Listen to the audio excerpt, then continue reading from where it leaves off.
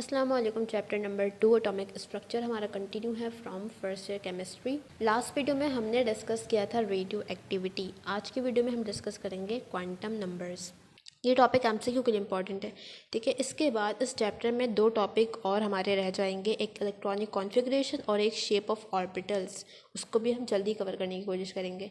देखो, अगर हम इलेक्ट्रॉन पे बात करें तो इलेक्ट्रॉन का जो मॉडल बोहर ने दिया, उसने इलेक्ट्रॉन को एक पार्टिकल की तरह कंसीडर किया, ठीक है। बोहर ने इलेक्ट्रॉन को एज अ पार्टिकल कंसीडर किया और उसने क्या कहा कि जो इलेक्ट्रॉन्स हैं ये around the nucleus circular orbit में रिवॉल्व कर रहे हैं।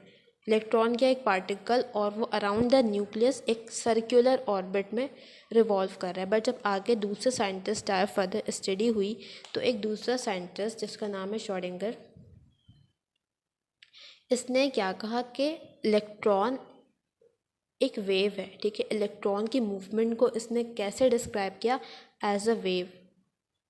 और ये जो इलेक्ट्रॉन्स हैं ये around the nucleus circular orbit में नहीं होते, बल्कि एक 3 डायमेंशनल स्पेस में होते हैं, ठीक है। एक 3 डायमेंशनल स्पेस में इलेक्ट्रॉन कहीं भी हो सकता है। जबकि बोहर ने क्या कहा था, इलेक्ट्रॉन सिर्फ एक सर्कुलर ऑर्बिट में रिवॉल्व कर रहा है। बट श्रोडिंगर ने इलेक्ट्रॉन की मूवमेंट को कैसे बताया? इन 3 डायमेंशनल स्पेस के इलेक्ट्रॉन एक वेव की तरह मूवमेंट कर रहा है इन 3 dimensional space around the nucleus. अच्छा, अब इलेक्ट्रॉन को फर्दर डिस्क्राइब करने के लिए, उसकी पोजीशन बताने के लिए, उसकी लोकेशन बताने के लिए श्रोडिंगर ने एक इक्वेशन ड्राइव की, ठीक है, एक मैथमेटिकल इक्वेशन।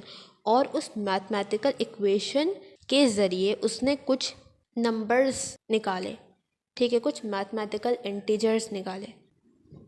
इंटीजर्स क्या होते हैं? कोई भी नंबर हो सकता है, पॉजिटिव में भी हो सकता है, ज़ीरो भी हो सकता है और नेगेटिव में भी हो सकता है, ठीक है। तो अपनी इक्वेशन की मदद से उसने क्या निकाले? कुछ मैथमेटिकल इंटीजर्स, कुछ नंबर्स निकाले। और इन्हीं नंबर्स को हम क्या कहते हैं? क्वांटम नंबर्स, ठीक है। ये तो इसका बैकग्राउंड हो गया। अब ये समझो कि क्वांटम नंबर बेसिकली हैं क्या। Quantum numbers are the set of numbers used to describe the position and energy of electron in an atom. देखो, क्वांटम नंबर्स हैं क्या? ये कुछ नंबर्स हैं, ठीक है, जैसे कि 1 2 3 0 -1। ये इस तरह के कुछ नंबर्स हैं जिनकी मदद से हम इलेक्ट्रॉन की पोजीशन बता सकते हैं और इलेक्ट्रॉन की एनर्जी बता सकते हैं। देखो, एक एटम में अगर हमने इलेक्ट्रॉन की पोजीशन बतानी है कि इलेक्ट्रॉन कहाँ पे मौजूद है, तो हम कैसे बताएंगे? हम कुछ नंबर्स यूज़ करेंगे उस इलेक्ट्रॉन की पोजीशन बताने के लिए, उस इलेक्ट्रॉन को लोकेट करने के लिए, ठीक है। उन नंबर्स को हम क्या कहेंगे? Quantum numbers. जैसे फॉर एग्जाम्पल, अगर हम ख़ुद को लोकेट करना चाहें, हम खुद की पोजीशन बताना चाहें इस वक्त, तो हम क्या बता सकते हैं? ये हम कैसे बता सकते हैं कि अर्थ, ठीक है, अर्थ पे डिफरेंट कॉन्टिनेंट्स हैं, तो उन कॉन्टिनेंट्स में एशिया, फिर उस एशिया कॉन्टिनेंट में क्या है? डिफरेंट कंट्रीज़ हैं, पाकिस्तान, फिर उस कंट्री में भी डिफरेंट प्रोविंस है, उसमें डिफरेंट सिटीज़ हैं, ठीक है। कंट्री के बाद क्या हो गया? प्रोविंस, फिर उसके बाद क्या हो गया? सिटी। तो हम अगर ख़ुद को ट्रेस करना चाहें और अपनी लोकेशन बताना चाहें, तो हम कैसे बताएंगे कि अर्थ, फिर कॉन्टिनेंट, फिर कंट्री, फिर प्रोविंस, फिर सिटी। तो इस तरह से हमने क्या किया? ख़ुद को लोकेट कर लिया।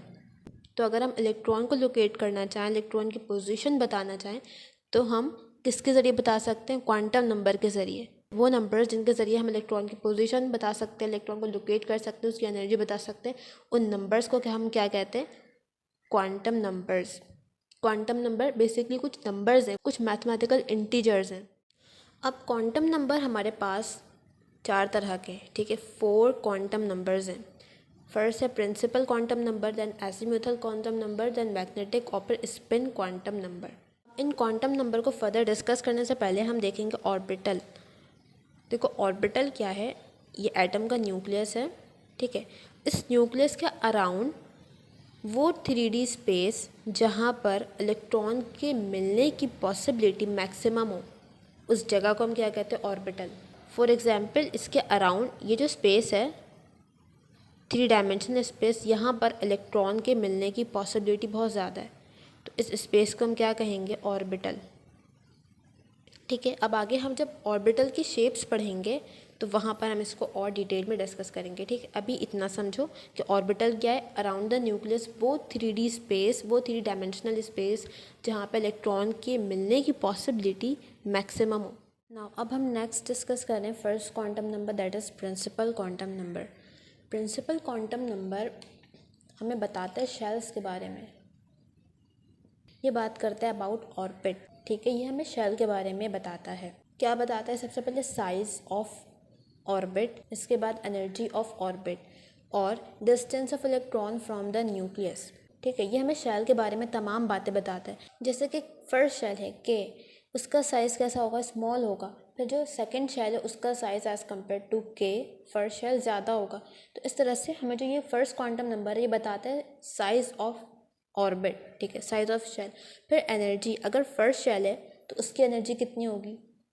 फर्स्ट शेल की एनर्जी, फॉर एग्जांपल ये फर्स्ट शेल है, ठीक है, इसकी एनर्जी कितनी होगी? -13.6 इलेक्ट्रॉन वोल्ट। तो ये हमें इस तरह से शेल के बारे में इंफॉर्मेशन देता है। और फर्स्ट शेल है तो इसका डिस्टेंस कितना होगा फ्रॉम द न्यूक्लियस? ठीक है, रेडियस कितना होगा?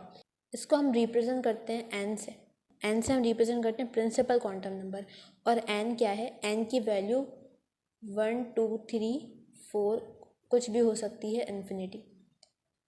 ठीक है, बट हमेशा ये वैल्यू पॉजिटिव में होगी, कभी भी नेगेटिव में नहीं हो सकती। इसके अलावा एन की वैल्यू कभी भी not equal to zero. Shell की वैल्यू कभी भी ज़ीरो हो सकती है? नहीं हो सकती। पहला शेल कहाँ से शुरू होता है? 1 से। मतलब एन की वैल्यू कहाँ से स्टार्ट होगी? 1 से। एन क्या है? Number of shell. एन हमें क्या बता रहा है? शेल के बारे में बता रहा है। ठीक है, तो एन क्या है? Number of shell. एन की वैल्यू क्या होगी? 1 2 3। सही है, एन की वैल्यू हमेशा किस में होगी?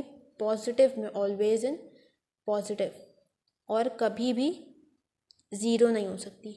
ठीक है, नॉट इक्वल टू ज़ीरो। अच्छा, अब अगर n की वैल्यू 1 है, इसका क्या मतलब है? शेल कौन सा है? k। n की वैल्यू 2 है, मतलब शेल कौन सा है? l। इसी तरह से 3 है तो शेल कौन सा है? m। 4 है तो n।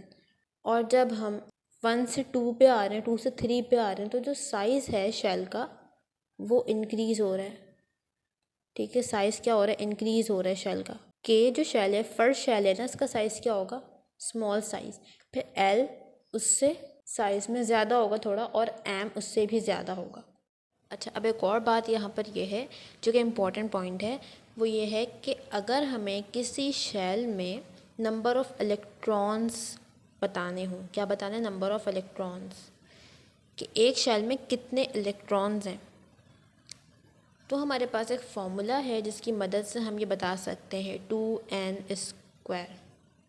फॉर एग्ज़ाम्पल हमने बताना है कि फर्स्ट शेल में कितने इलेक्ट्रॉन्स हैं। ठीक है, पहले शेल में कितने इलेक्ट्रॉन हैं, के शेल में कितने इलेक्ट्रॉन हैं? 2। ये ऐसा ही आ गया फॉर्मूले का। n क्या हो जाएगा के शेल के लिए? 1। n क्या है? प्रिंसिपल क्वांटम नंबर ना, तो k के लिए क्या हो जाएगा? 1 स्क्वायर। ऐसे ही लगाओ, 1 का स्क्वायर क्या होगा? 1। 2 1 ज़ा 2।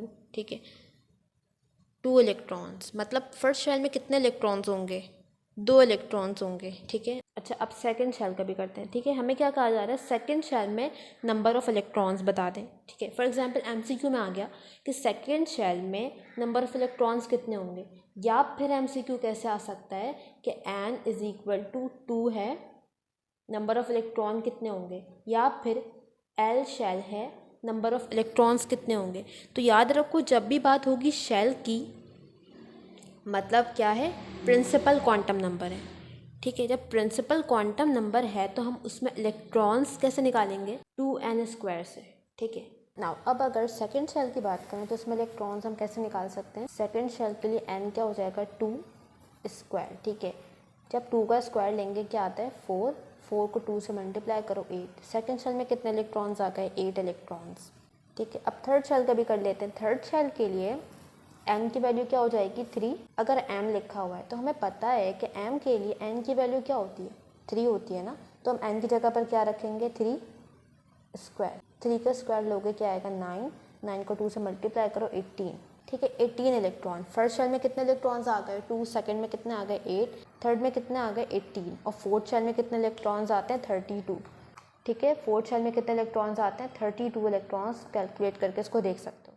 ना ये हमने बात कर ली इलेक्ट्रॉन्स की, ठीक है, कि एक शेल में अगर हमने इलेक्ट्रॉन्स निकालना हो तो हम कैसे निकालेंगे। अब दूसरी बात है ऑर्बिटल्स के बारे में।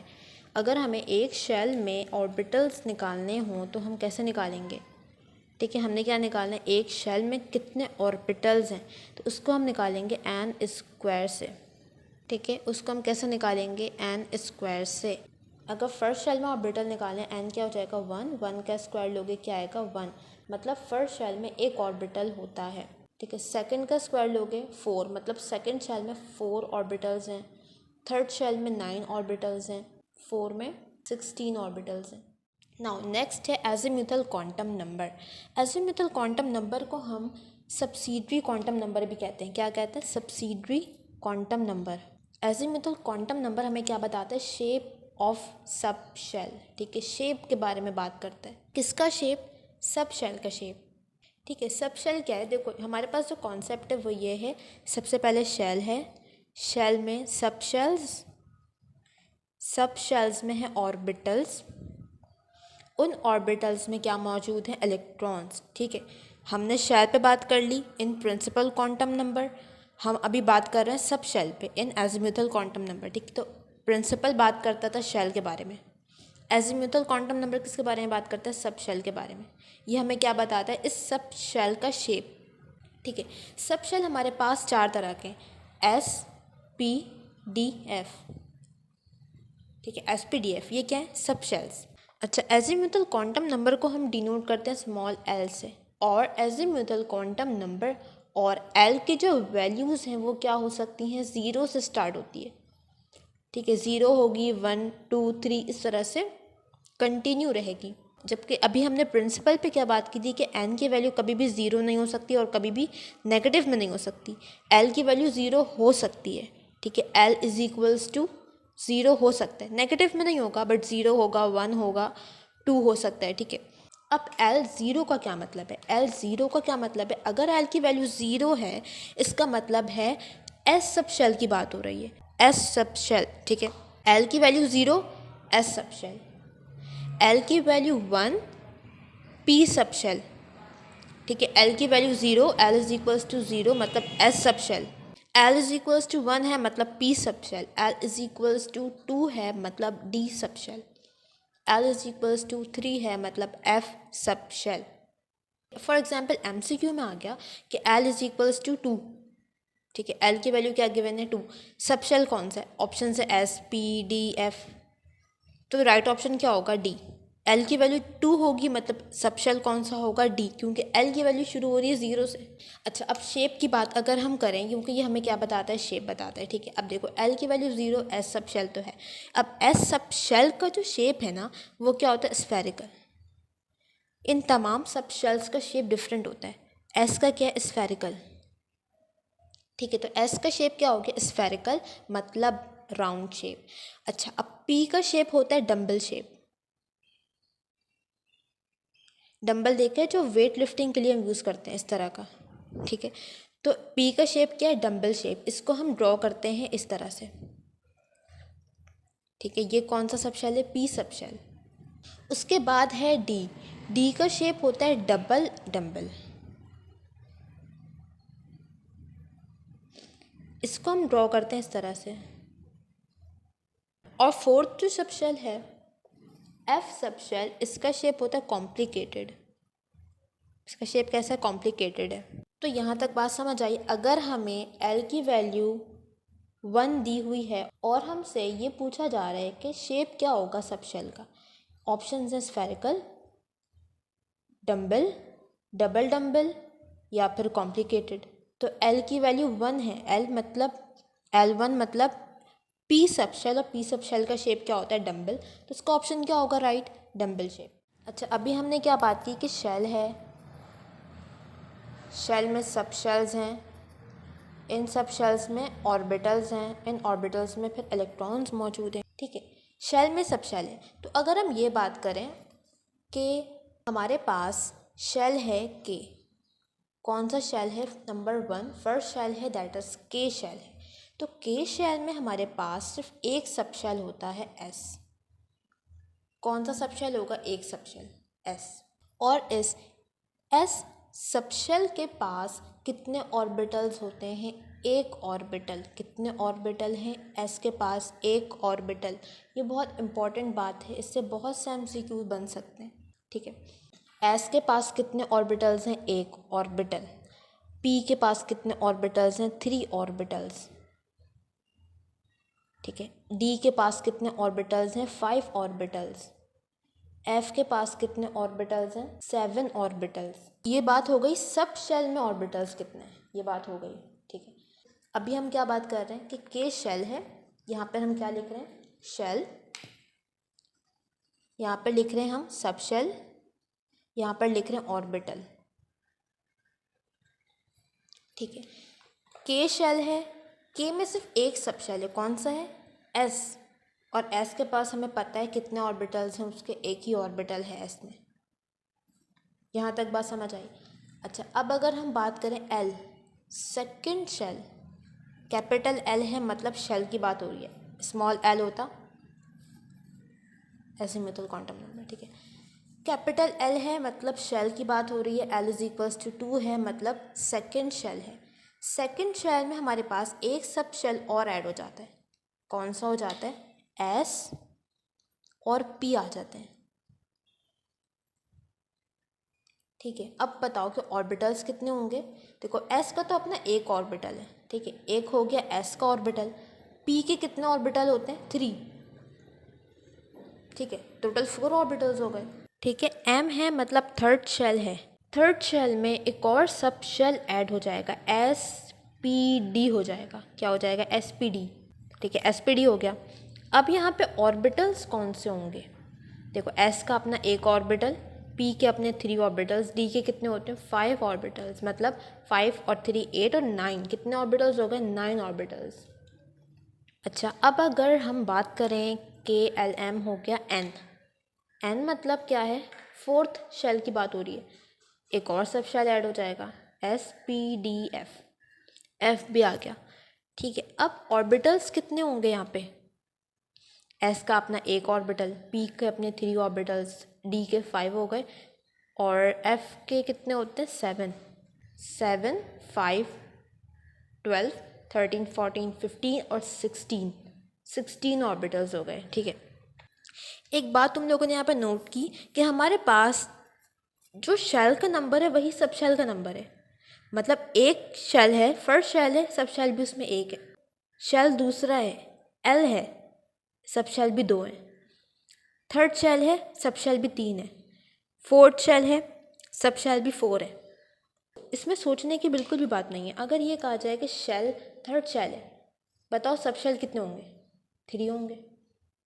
ठीक है, 3 सब शेल्स होंगे वहाँ पे, जो शेल का नंबर है वही सब शेल का नंबर है। अच्छा, अभी हमने ये देखा कि शेल में सब शेल है, सब शेल में ऑर्बिटल्स हैं, ऑर्बिटल्स में क्या है? इलेक्ट्रॉन्स।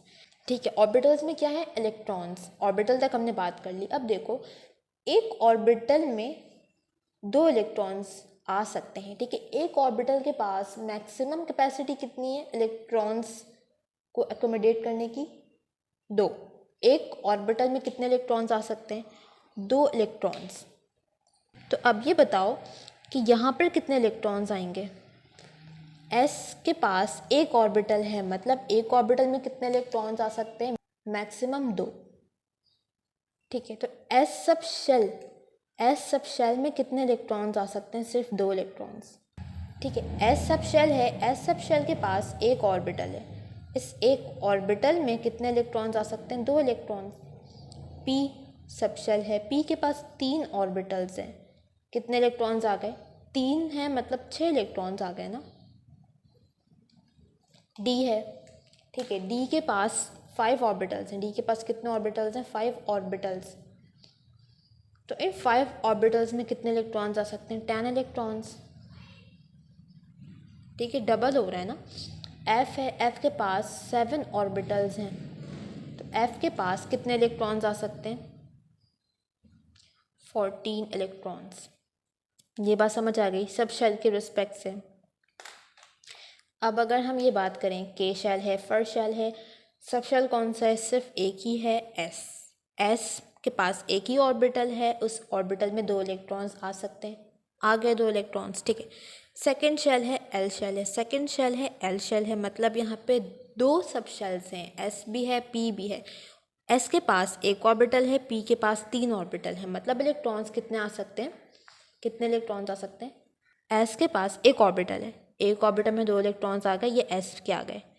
पी भी है, यहाँ पे पी के पास 3 ऑर्बिटल्स हैं, इन 3 में 6 इलेक्ट्रॉन्स आ सकते हैं, ठीक है, मतलब टोटल 8 इलेक्ट्रॉन्स आ गए एल शेल में। एल शेल में 8 इलेक्ट्रॉन्स आ गए। के शेल में 2 इलेक्ट्रॉन्स, एल शेल में कितने इलेक्ट्रॉन्स आ गए, 8 इलेक्ट्रॉन्स। अब देखो थर्ड शेल में कितने इलेक्ट्रॉन्स आएंगे, तो थर्ड शेल में ऑर्बिटल्स हैं sp_d, ठीक है। एस के पास एक ऑर्बिटल मतलब 2 इलेक्ट्रॉन्स आ गए, डी पी के पास 3 ऑर्बिटल्स मतलब 6 इलेक्ट्रॉन्स आ गए, डी के पास 5 ऑर्बिटल्स मतलब 10 इलेक्ट्रॉन्स आ गए, टोटल 18 इलेक्ट्रॉन्स। और एन के पास फोर्थ शेल में कितने इलेक्ट्रॉन्स आते हैं, 32। तो अब ये बात समझ आई कि हम क्यों कहते हैं कि के शेल में सिर्फ 2 इलेक्ट्रॉन्स आते हैं, एल शेल में क्यों सिर्फ 8 इलेक्ट्रॉन्स आ सकते हैं, उससे ज़्यादा नहीं आ सकते।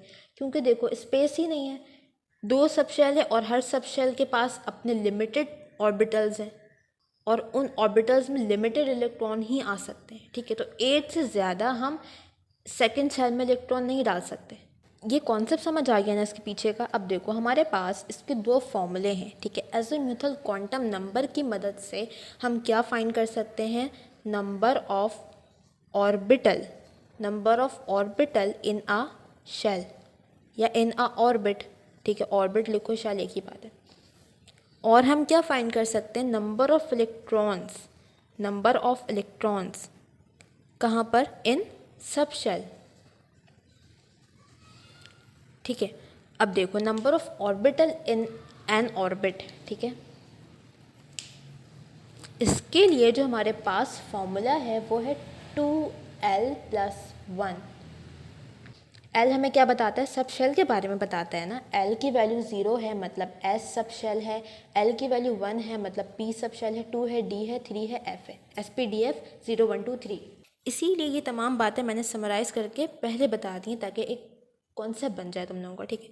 अब देखो एल की वैल्यू हमें क्या दी हुई है, 0, मतलब एल की जगह पे हम क्या पुट करेंगे, 0। हमने क्या बताना है, एल की वैल्यू 0 होगी मतलब एस में, ठीक है। तो ऑर्बिटल्स कितने होंगे, 2 को 0 से मल्टीप्लाई करोगे क्या आएगा, 0 आ जाएगा। 0 में 1 प्लस करोगे क्या आएगा, 1 ऑर्बिटल। मतलब जब एल की वैल्यू 0 होगी मतलब एस सब शेल होगा, ऑर्बिटल्स कितने होंगे उसमें, 1। यही बात हमने भी डिस्कस की, ठीक है। कितने ऑर्बिटल होंगे, एल की वैल्यू 0 होगी, कितने ऑर्बिटल होंगे, 1 ऑर्बिटल, ठीक है। अब एल की वैल्यू को 1 रख के देख लो, 2 1, ठीक है। इसको मल्टीप्लाई करोगे 1 से, +1 फॉर्मूले का अपना, 2 1 ज़ा 2 हो गया, +1 कितने हो गए, 3 ऑर्बिटल्स। एल की वैल्यू 1 मतलब पी सब शेल की बात हो रही है। अभी हमने डिस्कस किया पी सब शेल में कितने ऑर्बिटल्स होते हैं, 3 ऑर्बिटल्स। कि एल की वैल्यू अगर 2 रखो, 2 2 ज़ा 4 +1 5, एल की वैल्यू 2 हो गई, 5 ऑर्बिटल, 3 ऑर्बिटल, 1 ऑर्बिटल। एल की वैल्यू 3 रखो, 3 को 2 से मल्टीप्लाई करो, 6 हो गया, फॉर्मूले का 1 प्लस कर दो, 7। एफ के पास कितने ऑर्बिटल्स आ गए, 7 ऑर्बिटल्स। यही तमाम बातें अभी हमने डिस्कस की, ठीक है। ऑर्बिटल निकालना समझ आ गया एज़ीमुथल क्वांटम नंबर के ज़रिए, एल के ज़रिए। अब देखो number of electrons in a sub shell, हमने क्या बताना है, इन सब शेल्स में SP_DF में कितने इलेक्ट्रॉन्स आ सकते हैं। इसके लिए भी हमारे पास फॉर्मूला है, वो फॉर्मूला क्या है, 2 × 2l+1। अगर इस फॉर्मूले पे गौर करो तो बात यहीं से समझ में आ जाएगी कि हमने 2l+1 क्या है, ऑर्बिटल। एक ऑर्बिटल में 2 इलेक्ट्रॉन्स आ सकते हैं मतलब 2 से मल्टीप्लाई कर दो इसी चीज़ को, ठीक है।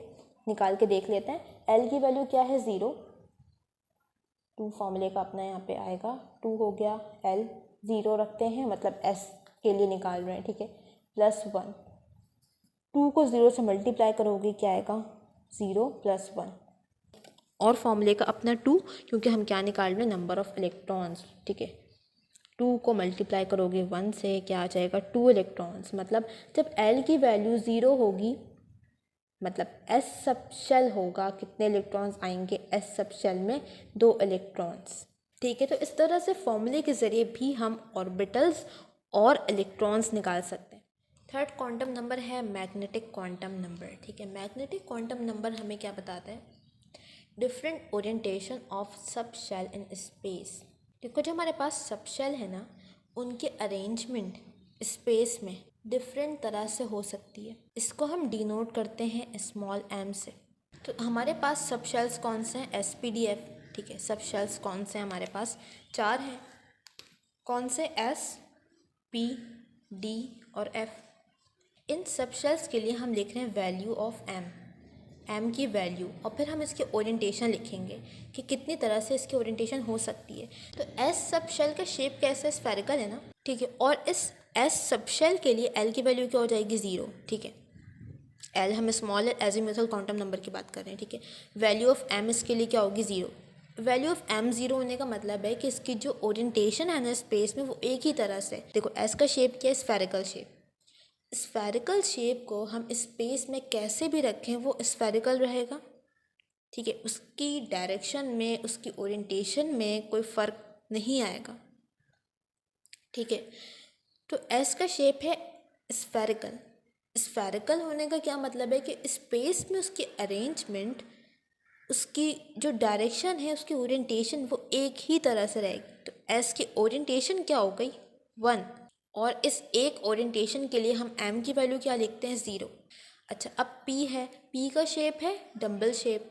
l की वैल्यू होती है इसके लिए 1। तो इसके लिए जो m की वैल्यूज़ हैं ये क्या होती है? 0, +1 और -1 भी। ठीक है, m की वैल्यूज़ 0 में भी हो सकती हैं, पॉजिटिव में भी होती है और नेगेटिव में भी होती है। ठीक है, तो इस बात को भी याद रखना। L की वैल्यू P के लिए है 1 और M की वैल्यूज़ क्या हो जाएंगी? -1, 0, +1। इसका क्या मतलब है? -1, 0, +1, 3।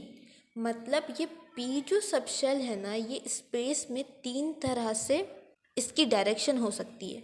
ठीक है, इसकी ओरिएंटेशन स्पेस में 3 तरह से हो सकती है। कौन से 3 तरह से? या तो ये p ऑर्बिटल x एक्सिस पर अरेंज होगा, px, क्या कहेंगे इसको? px। या तो ये p ऑर्बिटल y एक्सिस पर अरेंज होगा, इसे हम क्या कहेंगे? py, स्मॉल y लिखोगे इसके साथ। ठीक है, या फिर ये p ऑर्बिटल इस तरह से z एक्सिस पर अरेंज होगा, इसके लिए क्या लिखोगे? pz। ये अरेंजमेंट है इस सब शेल की, और बेसिकली इन अरेंजमेंट को ही हम क्या कहते हैं? ऑर्बिटल्स। ठीक है, तो हमने बात की ना कि p के पास कितने ऑर्बिटल्स हैं? 3। तो वो यही ऑर्बिटल्स हैं, px, py और pz।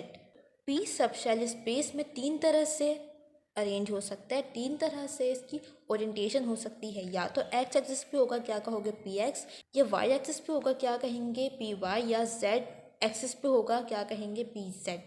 ठीक है, अब d का शेप कैसे? डबल डम्बल शेप है ना। l की वैल्यू क्या होती है d के लिए? 0, 1, 2। तो m की वैल्यूज़ क्या होंगी d के लिए? 0, +1, +2 और फिर -1, -2। मतलब 5 ओरिएंटेशंस आ गई d की। d x z, मतलब d का जो ये एक पार्ट है ये x एक्सिस पे हो, एक पार्ट z एक्सिस पे हो। ठीक है, d x z, d y z, d x y, और डी जेड स्क्वायर हो सकती है, D X square Y square. ठीक है, ये 5 ओरिएंटेशंस हैं डी की, और बेसिकली यही क्या है? ऑर्बिटल्स हैं। अब देखो एफ़ का शेप कैसा? कॉम्प्लिकेटेड शेप है। ठीक है, एफ़ के लिए वैल्यूज़ क्या होती हैं? एल की वैल्यू क्या होती है एफ़ के लिए? 3। तो इसकी एम की वैल्यूज़ कितनी आएंगी? 0 आएगा, +1, +2, +3, इधर -1, -2, -3, मतलब टोटल कितने होंगे? 3, 3, 6, 7 ओरिएंटेशंस हैं एफ़ की स्पेस में। उनको बुक में डिस्कस नहीं किया हुआ, उनको करने की भी ज़रूरत नहीं है। इतना याद रखो कि ओरिएंटेशंस एफ़ की कितनी होती हैं? 7। यहाँ पे एक और टर्म यूज़ हुई है, डीजेनरेटेड ऑर्बिटल्स। क्या हैं डीजेनरेटेड ऑर्बिटल्स? डीजेनरेटेड ऐसे ऑर्बिटल्स हैं, डीजेनरेटेड ऑर्बिटल्स ऐसे ऑर्बिटल्स हैं जो सेम सबशेल्स के हों।